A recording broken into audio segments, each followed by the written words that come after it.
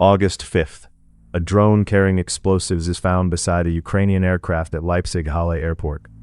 One of Europe's largest cargo hubs stops overnight. Leipzig was hardly defended. Most sites are. Here is the same night, with DomeCommand, agentic command and control.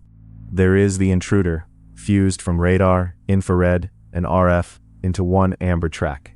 Blue is our patrol. DomeCommand knows what, where, and how fast. A multi-rotor 99% approved as a threat on the record. The order is surround. The Intruder is enclosed and every bearing covered. A human runs one loop at a time. DomeCommand runs every loop in parallel.